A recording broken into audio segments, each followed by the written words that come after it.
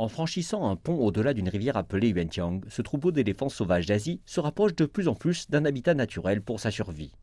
Cela est considéré comme un progrès crucial dans la mission de les guider sur le retour, suivant une longue année d'un périple sans précédent. Cette rivière est une barrière géographique pour les éléphants. Il y aura bien plus de difficultés s'ils échouent à la traverser. Nous appelons cela en effet une victoire décisive et le travail de suivi sera bien plus aisé sans barrière comme celle-ci. En mars 2020, les éléphants ont quitté une réserve naturelle de Xishuangbanna, une région tropicale bordant le Laos et le Myanmar. Le long de leur périple vers le nord, ils sont passés par 8 villes de district. Début juin, ils ont finalement atteint les abords de Kunming, chef-lieu de la province du Yunnan.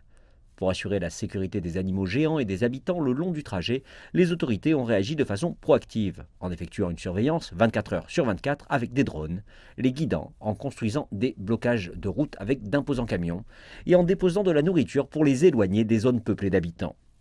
Aucun animal ou humain n'a été blessé, mais sur le trajet, les éléphants ont causé plus de 5 millions de yuan de dégâts, envahissant des terres agricoles ou même des maisons des habitants pour la nourriture. Le gouvernement déclare que les pertes seront couvertes.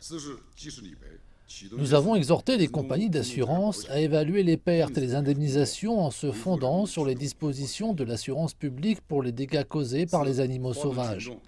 Nous ferons de notre mieux pour préserver les intérêts légitimes des habitants. Le troupeau devrait atteindre son habitat forestier sous peu, ce qui sera un grand soulagement pour ceux qui les ont étroitement suivis. Mais les chercheurs indiquent que, comme la population des espèces continue à se développer, ces animaux intelligents pourraient effectuer à nouveau des périples similaires pour un espace de vie idéal. À l'heure actuelle, la demande des animaux sauvages est simple et directe.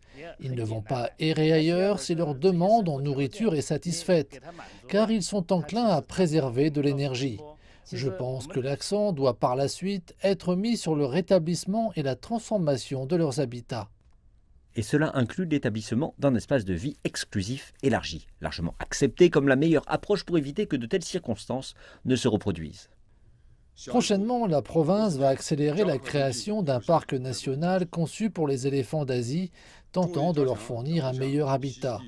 Par ailleurs, nous allons améliorer nos capacités de surveillance et d'avertissement précoce, les précautions en matière de sécurité ainsi que la réponse en situation d'urgence. Les responsables locaux indiquent que cela reste encore un défi de préserver les éléphants, mais ils estiment que les créatures apprécieront une terre d'accueil meilleure où ils peuvent coexister avec les humains en toute harmonie.